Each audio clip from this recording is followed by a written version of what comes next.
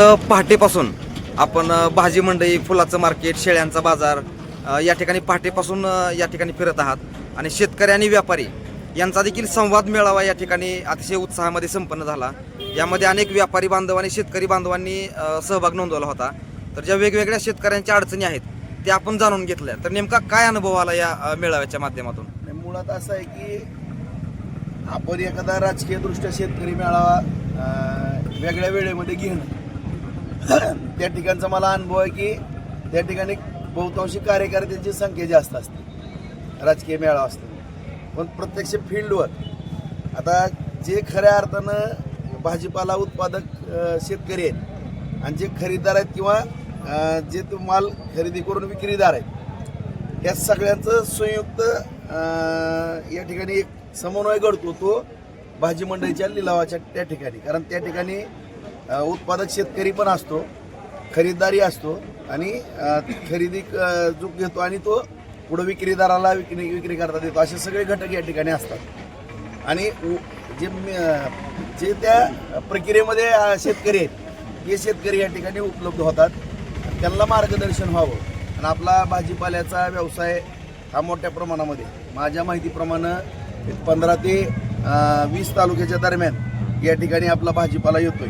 आपल्या बार्शीतला तर येतोय, परंतु हा भाजीपाला आपण आणखीनही बाहेर कुठं पाठवू शकतो का? भाजीपाल्याबरोबर आपल्याकडे कलिंगड आहे, खरबूज आहे, आपल्याकडे टमाटा उत्पादन आहे, काही जी उत्पादनं आपली होतात तालुक्यातली ह्याला आणखीन कुठल्या बाजारपेठा आपल्याला उपलब्ध करून देता येतात का? त्याचबरोबर शेतकऱ्यांना जे आपण राज्य शासनाच्या, केंद्र शासनाच्या माध्यमातून जे अनुदान, सबसिड्या, ड्रीप असेल किंवा अवजारे आहेत, ह्या सगळ्याचं अनुदान देण्याकरता आपण त्यांना काय मदत करू शकतो का? त्या दृष्टिकोनातून आम्ही या ठिकाणी आज एकत्रित आलेलो आहेत। या ठिकाणी भाजीपाला, फळं, त्याचबरोबर फुलाचा व्यवसाय आपल्या इथं मोठ्या प्रमाणामध्ये आसपासचे सगळे तालुके आपल्या इथून फुलं नेतात।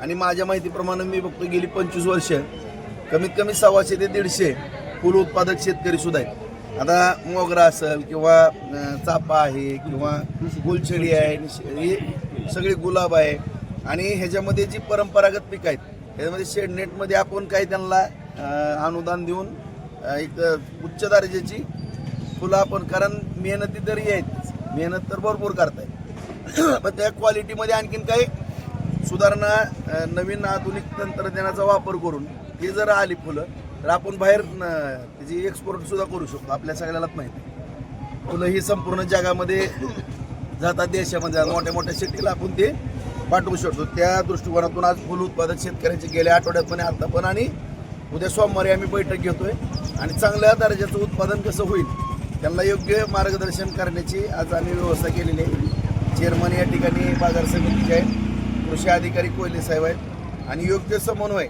साधून या ठिकाणी आपल्याला काम करायचं। त्याचबरोबर आता शेळीचा बाजारही भरतो, आज बार्शीला भरतोय, वैरागला। या ठिकाणी पण आम्ही त्या शेळी खरेदीदारांची बैठक घेतली आणि शेळीचे जे आपले शेतकरी आहेत संगोपन करतात त्यांची पण घेतली।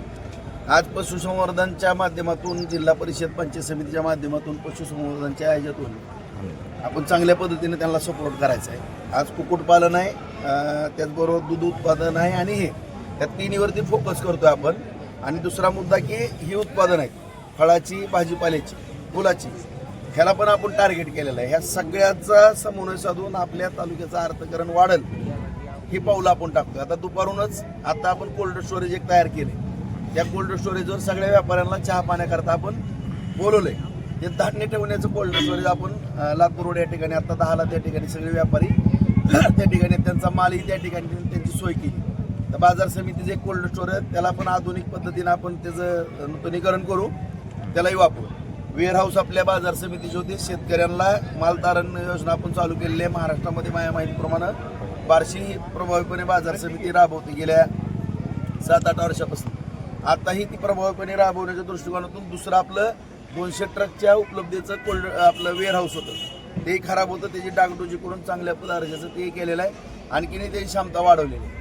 वैरागला आम्ही 4:30 वाजता द्राक्ष उत्पादक शेतकऱ्यांचा मेळावा ठेवलेला आहे, त्या ठिकाणी सुद्धा आता मनोकी ठेवण्याच्या दर्जाचं आपण कोल्ड स्टोरेज केलेलं आहे। त्या ठिकाणी मनोकीही ठेवण्याची व्यवस्था, जसं आपल्याला सांगली, पंढरपूरला जावं लागायचं, पण ती आता वैराग भागात सोय केली।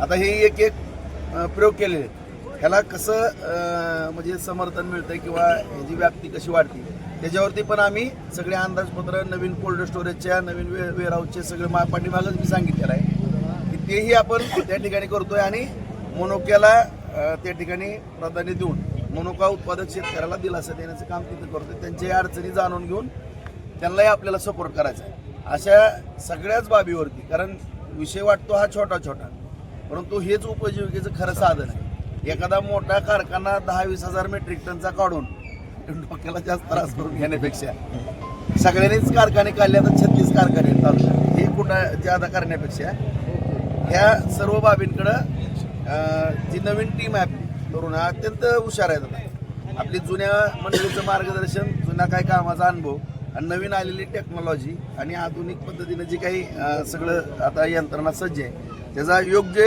उपयोग आपण तालुक्यातल्या आपण शेतकऱ्याला करून देऊ आणि चांगली बाजारपेठ मजबूत करण्याचा आपण प्रयत्न करू.